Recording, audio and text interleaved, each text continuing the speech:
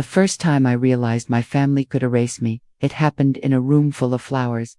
My father's funeral wasn't even over when my stepmother leaned close and whispered, "You're not getting anything." He made sure of it. 2 days later, I found out my name had been removed from the company I helped build like I'd never existed. Everyone told me to let it go, to be the bigger person. But they didn't know what I had in my purse. A key, a flash drive, and the last voicemail my dad ever left me. "I'm Zoe, and my dad used to say the shop smelled like hope.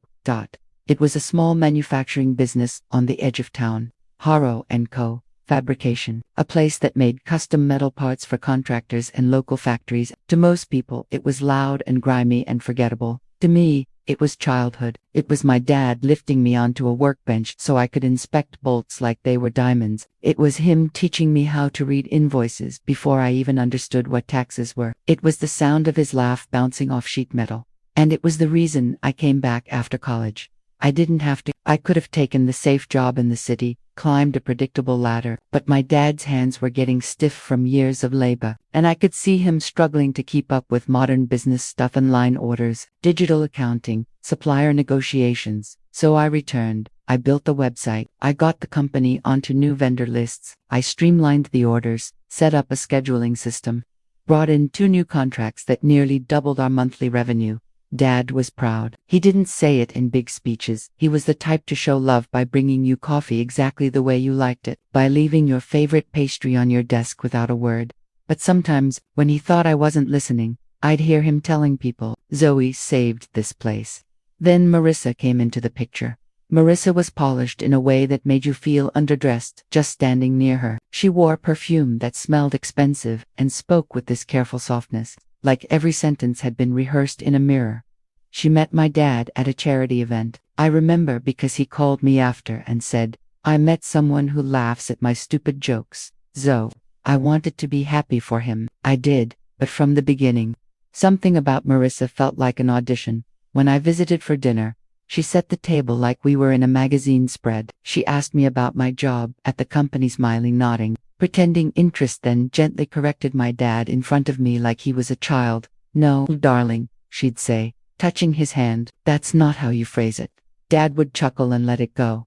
I didn't. The day she toured the shop, she wore cream-colored heels and didn't flinch at the noise, which should have impressed me. Instead, she walked through like she owned it, fingers trailing along surfaces, eyes narrowing at imperfections. "What an interesting little operation," she said. Dad beamed. "Zoe runs the office side. I do the rest. It works." Marissa smiled at me. "Oh, I'm sure she tries." That was the first time I understood the shape of her jealousy. A year later, Dad married her in a small ceremony. I stood beside him in a navy dress and tried to ignore the way Marissa's smile tightened whenever someone told me, "You must be so proud of your father and he must be proud of you." After the wedding, Marissa started coming to the shop more often. At first, she brought lunches. Then she offered suggestions. Then she began dropping by unannounced, walking into meetings like she belonged there. One afternoon, I found her in my office chair, scrolling through my computer.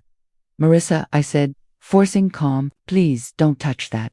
She looked up, unfazed. "Oh, Zoe, I was just checking the cash flow. Your father mentioned it's been tight." "It's not tight," I replied. "We're reinvesting because we grew." She tilted her head. "Well, growth can look like chaos when it's managed by someone inexperienced." The words landed like a slap. I stared at her, waiting for Dad to step in, to defend me. But he wasn't there, and in the months that followed, I noticed something painful. My father didn't stop her. Not because he agreed, because he was tired, because he wanted peace, because he loved her and believed that love could smooth sharp edges. Then my dad got sick. It started as fatigue, then dizzy spells, then a fall on the shop floor that scared everyone enough to force him to see a doctor. It was aggressive, fast, cruel. I took him to appointments. I managed the business. I handled the staff. I kept the lights on. Marissa, meanwhile, became a grieving widow before he was even gone. She cried dramatically in waiting rooms, posted tender updates online, and told anyone who would listen how devoted she was. Home. She started controlling everything: his medications, his visitors, his schedule. I remember one night, I arrived with soup and found the front door locked. Marissa opened it a crack. "He's resting. I'm his daughter." "I know," she said softly, like I was a stranger, "but he needs quiet." I tried to push past. She didn't budge. That's when Dad's voice drifted from the bedroom, weak but clear. Zo, let her fuss. Come in. I walked in, and Dad gave me a tired smile. Marissa stood behind me, eyes glossy with tears, hands clasped like a saint. When I sat beside Dad, he reached for my fingers. His skin was papery, too warm. You're doing good at the shop? He asked. We're okay, I whispered. I'm keeping it steady. He nodded slowly. Promise me something. Anything. Don't let anyone take it from you, he said, voice breaking. That place is our story. My throat tightened. Nobody's taking anything. His eyes shifted toward Marissa, then back to me. He squeezed my hand. I need you to be smart, Zoe. I didn't understand why he was talking like that. 2 weeks later, he died. The funeral was full of people Dad had helped. Workers, contractors, neighbors, people who'd known him before. Harrow and Co. had a sign out front. Marissa wore black lace and looked like a tragedy in designer heels. She clung to the front row, accepting condolences like she was royalty. When the pastor finished and people started to stand, she turned to me. Her voice was low, sweet, poisonous. You know he changed the paperwork, right? I blinked. What? She smiled. He left everything to me. My stomach dropped so hard it felt like falling. That's not I started. You were his daughter, she said, shrugging. But I was his wife. That's how it works. I couldn't breathe. I looked around for someone, an aunt, a cousin, anyone who could tell me she was lying, but nobody was listening. Nobody was watching. Everyone was grieving. Marissa leaned closer. You should move your things out of the office this week. I'm meeting with an attorney. My hands shook. Dad wouldn't do that. Marissa's smile sharpened. He did. 2 days later, I went to the shop early. My key still worked, but the front office lights were already on. I stepped inside and froze. A man in a suit was sitting at my desk. 2 boxers of my things were stacked on the floor like a quiet insult. My framed photo with Dad was face down. Marissa stood beside him, arms crossed, calm as a judge. Zoe, she said, like we were meeting for brunch, this is Gordon Pike, our attorney. I stared at Gordon. He didn't look up, just shuffled papers. Marissa gestured to the boxers. Your personal items are packed. We'll mail anything else we find. You can't do this, I said, voice raw. I run this place. Marissa's eyes flicked over me. You worked here. Gordon finally spoke. Legally, Mrs. Harrow is the majority owner, as of last quarter. She has authority to terminate employees. My brain stalled. As of last quarter, Marissa smiled. Your father signed it. That's when I remembered Dad's strange words. Be smart. Zoey. I took a shaky breath. I want to see the documents. Marissa gave Gordon a look. He slid a folder across the desk. The pages had Dad's signature. It looked like his. It even slanted the way his handwriting always did. But something about it was off. My dad signed his name like he was carving it, confident, thick strokes. This signature was thin, hesitant. I looked up. When did he sign this? Marissa's tone hardened slightly. During treatment, when he wanted things to be simple. Simple for who? I snapped. Marissa's eyes flashed. For him? He didn't want you stressing him with business drama. I turned to Gordon. He was on heavy medication. Was he even competent? Gordon's face remained neutral. A notary was present. Marissa stepped forward. Zoe, don't embarrass yourself. Then, like she was delivering a final kindness, she lowered her voice. I'll give you 2 weeks severance. You can go back to your little apartment and start over.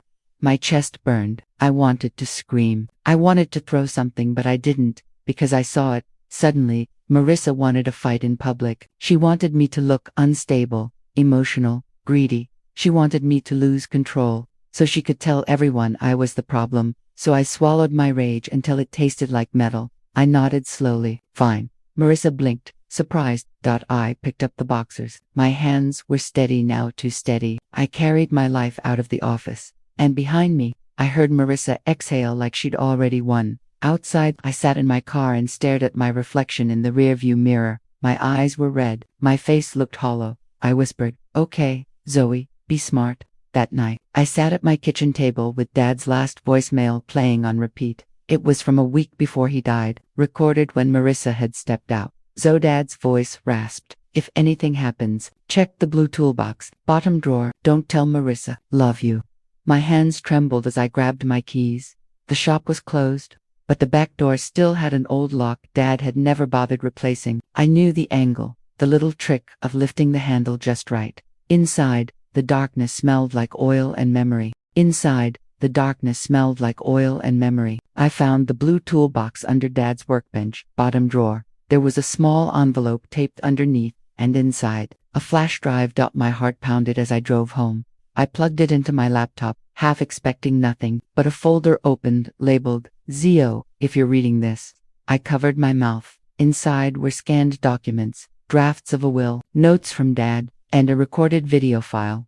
In the video, Dad sat in his recliner, thinner than I remembered, his eyes sharp with worry. Zoe, he said, Marissa's been pushing me to sign things. She thinks I don't notice, but I do. My breath caught. I made arrangements. Dad continued. The company shares in my name were transferred into a trust for you, not her. She only gets what the law requires, but she doesn't get the business. He coughed, grimacing, then looked straight into the camera.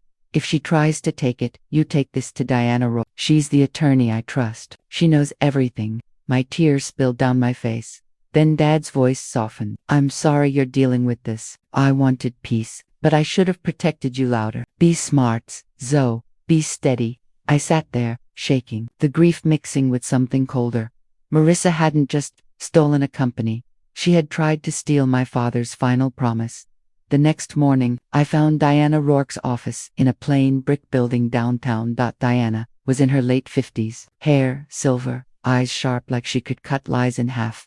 She watched the video without blinking, then leaned back in her chair. So, she said. Marissa showed her hand fast. I swallowed. Can we stop her? Diana folded her hands. We can do better than stop her. We can let her trap herself. I frowned. What do you mean? Diana slid the documents toward me. Marissa is using forged or coerced paperwork. She's asserting ownership. That means she's making financial decisions in your father's company. My stomach twisted. She already terminated me. And she likely thinks she can sell, Diana said calmly, which means she'll try to liquidate assets quickly. My hands clenched. She'll destroy everything. Diana's eyes narrowed. Not if we position you as the only viable buyer. I stared. I don't have money like that. Diana smiled faintly. You don't have to. You have leverage. For the first time since the funeral, I felt my spine straighten. Diana's plan wasn't glamorous. It was patient, surgical. Step 1, we filed an emergency injunction request based on the trust documents and Dad's recorded statement, enough to raise serious legal questions about Marissa's claim. Step 2, we contacted Keek carefully and let them know there was a dispute, encouraging them to pause new contracts until ownership was confirmed. Not to sabotage the business, to prevent Marissa from draining it. Step 3, we watched. And Marissa did exactly what Diana predicted. She panicked. Within 2 weeks, rumors spread that Harrow & Co. was in trouble. Marissa blamed me, of course. She called me 3 times in one day. On the 4th call, I answered. Zoe, she hissed. What are you doing? I kept my voice calm. I'm grieving. You're poisoning my business. It's not your business, I said. Her laugh was sharp. Sweetheart, it is now. Then she lowered her voice, sugary again. Let's make a deal. I'll give you a payout. You walk away. I thought of Dad's hands, stained from honest work. I thought of the employees who'd hugged me at the funeral. No, I said simply. There was silence. Then Marissa snapped. Fine, I'll sell it. I'll sell every piece of it, and you'll get nothing. I hung up, my heart pounding, and then I called Diana, who said, almost casually, good, that's what we need. Marissa listed the company assets for auction machine, inventory, tools, even the building lease. She wanted fast cash. She wanted a clean exit. She thought selling would prove she'd won. She didn't realize the auction would put everything in one place, where I could take it back. The week before the auction, I met with Sasha Nui, a client rep from one of our biggest contractors, someone I'd built a relationship with over years. We sat at a cafe, and Sasha said quietly, Zoe, we want you, not Marissa, but we need stability. I nodded. If I take back the shop, will you sign a contract for the next year? Sasha didn't hesitate. Yes, that single contract, plus 2 others Diana helped me secure, became my lifeline. Not cash up front, but signed purchase. Commitments that a local lender could use to approve financing. Diana introduced me to a credit union manager named Ellen Price, a woman with kind eyes and a nonsense tone. Ellen flipped through paperwork, then looked up. Zoe, you have the contracts. You have the track record. You have the trust claim. I held my breath. Ellen tapped the page. I'll back you, but you need to win that auction. The day of the auction, I wore a black blazer I hadn't worn since interviews after college. My hands were cold as I walked into the warehouse where the bidding would happen. The air buzzed with murmurs and the smell of dust and oil. Marissa stood near the front, red lipstick perfect, posture tall. She looked like she was attending a gala. When she saw me, her mouth curled, while she said loudly, "For nearby ears, come to watch your father's legacy get sold off." I smiled, small, controlled. I came to see who values it. Marissa's eyes narrowed, but she turned away, dismissing me. The auctioneer began calling items. Machines first, tools, equipment, bidders raised paddles, numbers climbed. I didn't bid on everything. Diana told me not to. Let them buy the small stuff, she'd said. You only need the heart. The heart was the primary CNC machine, the welding stations, and the lease rights. What made Harrow & Co. Harrow & Co. When the CNC machine came up, Marissa leaned to a man beside her. A broker, I guessed, she whispered, and he raised his paddle immediately. The bidding jumped fast. My pulse hammered as I raised mine. Marissa glanced back, startled, then recovered with a smug smile. The broker raised again.